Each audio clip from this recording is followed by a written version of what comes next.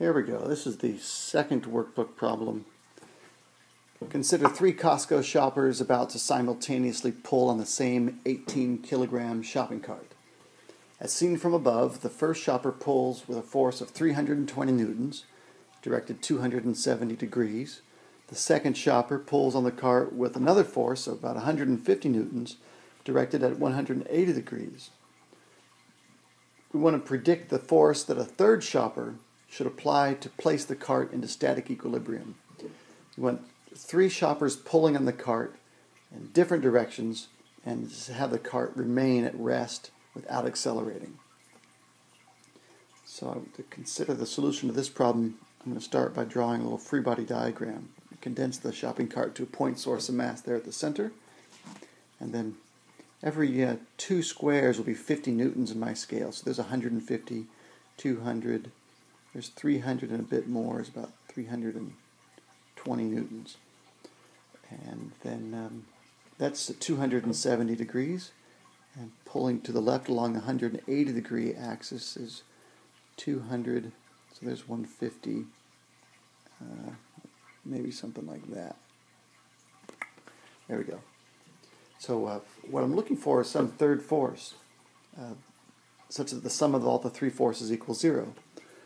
So my intuition's telling me I need to have another force pull in that direction, opposite to the second shopper. And then I also need a force to pull up this way, opposite to the first shopper. So those 2 components are going to place the third equilibrium force into the first quadrant, someplace up here. I'm not exactly sure where, but that's the objective, is to figure this out. Now, this problem was created such that there's be lots of symmetry. It's almost obvious to see the direction that the first force would be. I use a variety of different techniques, but let's just go through the process that we're learning and see if we can make sense of this particular problem. So I want to make this a little bit bigger and then label, what do I know here? I've got the first force I'm talking about would be this one. So I've got force number 1. And then over here, I've got force number 2. And the third force, I'm leaving sort of a placeholder for it there. I put a squiggle with an arrowhead on it, just telling me and telling the viewer of my solution that the third force is unknown to me right now, but I'm going to call it F3. And my objective is going to be to figure out what the third force's X and Y components are. And once I figure out the third force X and the third force Y, I can recreate the exact third force with a Pythagorean theorem sum, and then some sort of inverse tangent function to figure out the angle. So that's where I'm going next. So let's see here. I'm going to, again, move this diagram over here, say, and shrink it down a little bit. There we go. And just start by applying Newton's second law in equilibrium form. So I've got the sum of all of the forces acting on the shopping cart equaling 0. And that's a 2-dimensional vector sum. It's interesting just like that, but it's not very useful to me in that form. So in order to work with this, I'll consider what forces are acting in the horizontal dimension and set them equal to 0. And similarly, what forces are acting in the vertical dimension and set those equal to 0. As I get better at this, I can make it more symmetrical. Alright, here we go.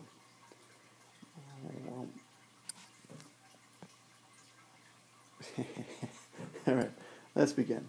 So, placeholders. I see 3 forces in the diagram, so I've got 3 terms in my sum.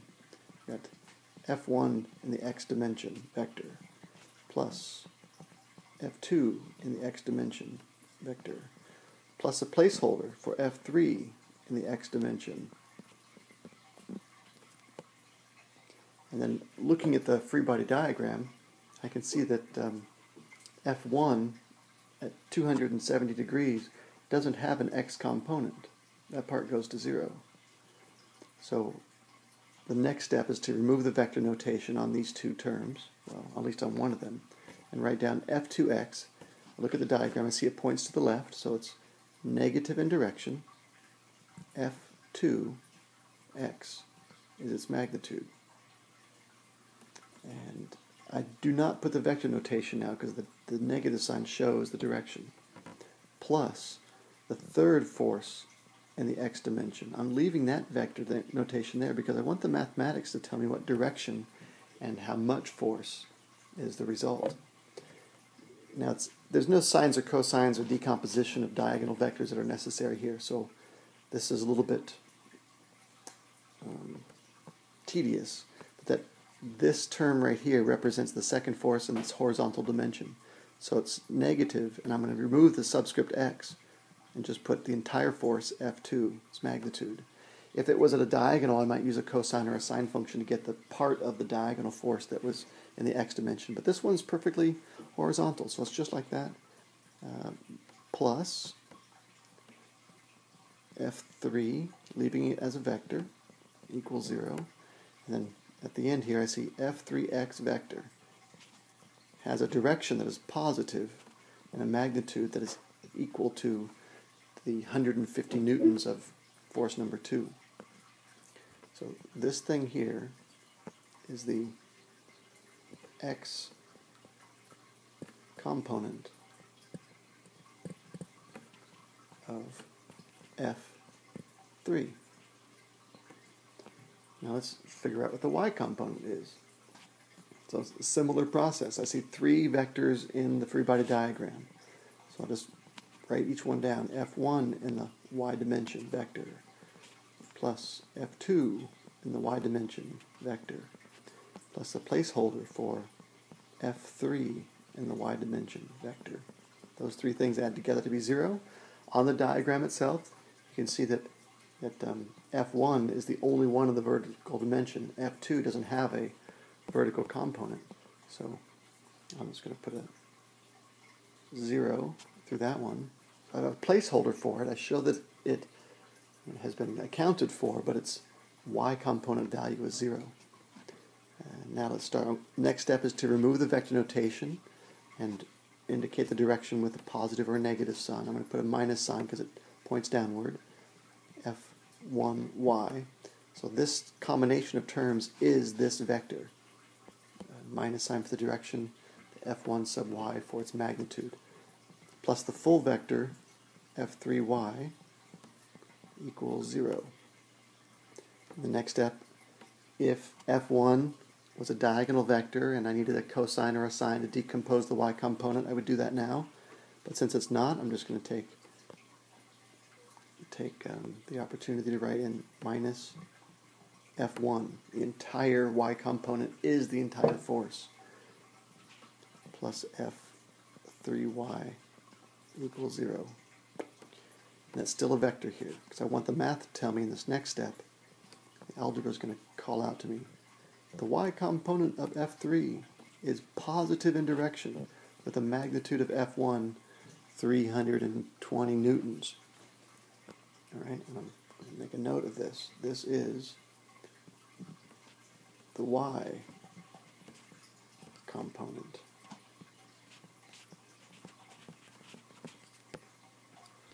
of F3. Now what's nice about that is just like what I was saying in the beginning, we now have the x component and the y component, so we can recreate F3 through a right triangle Pythagorean theorem sum. Just for fun, maybe, just so it's totally obvious here, I'm going to write down here F2 150 newtons and F3 320 newtons. So let's go to the next page. So now what I'm going to do is compose the third equilibrium force from the components of the third equilibrium force. I'm going to start by drawing a picture. This is what I want you to do every time. Draw the picture that results from the x and y component. So I'm going to draw, there's x component 150, so there's about 150 where every square I'm using, whatever these centimeters are, whatever every square is about 50 newtons. And then that's positive x to the right. And then from the tip of the x component vector, I'm going to draw a vector that's 320 newtons, 200, 320 about here. So that's, just to be super clear, that's F3 in the x dimension. And this is F3 in the y dimension. Those are the components of the third vector. And then the equilibrium vector, I'm drawing red, is this one. It goes from the tail of the first vector in the sum and ends at the tip of the last vector in the sum.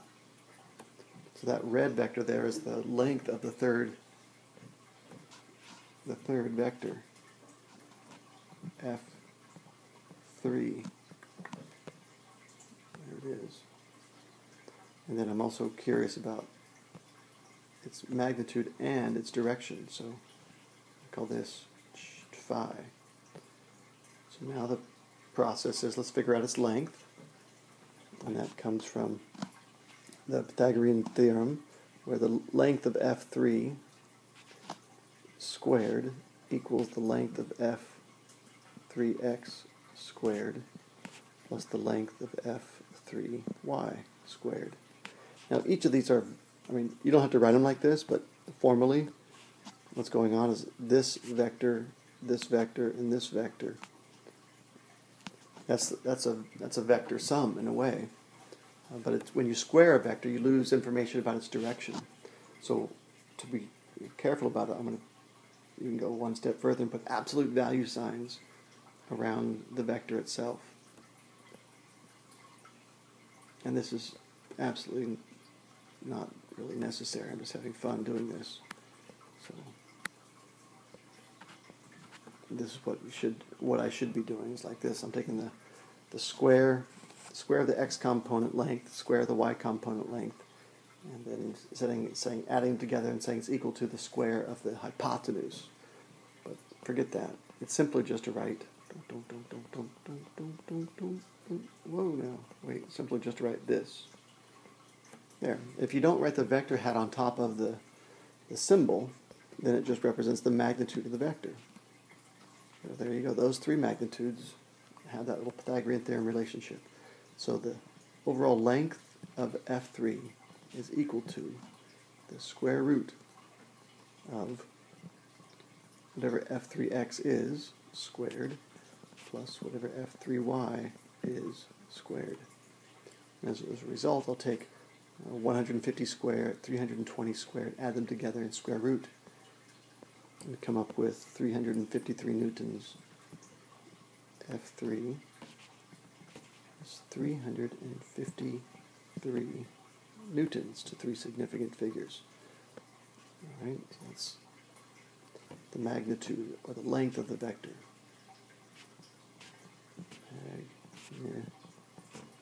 Magnitude of F3 vector. Now let's go for the angle. That angle in there, I can use any of the inverse trig functions like inverse cosine or inverse sine or inverse tangent because I know the lengths of all three of the sides of that right triangle. Now, I'm a big fan of the inverse tangent function because I know the x and y components so easily. So it's just my routine. I have one way of doing it, I just stick with the same way. So the inverse tangent, that internal angle there is the inverse tangent of the opposite side's length over the adjacent side's length.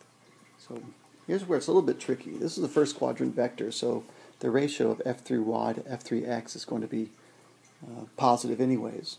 And then with the tangent being an odd function, it works out in the first quadrant. You end up getting positive return angles. But if ever I end up with a ratio that's negative, like if one of the vector components pointed to the left or down or something like that, then the tangent would come back with a negative angle. So the way I work around that is I always encourage you to find what I call a reference angle. This internal angle sort of in the first quadrant measured from the positive x-axis, as you'll see later in examples.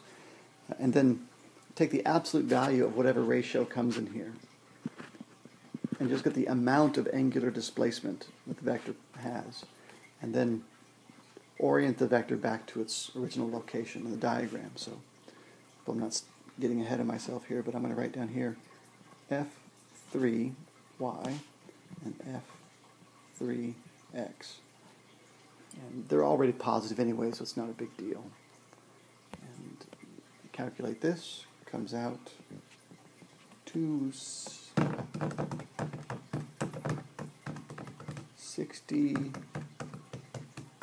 64.9. 64.9 degrees. So that's the direction.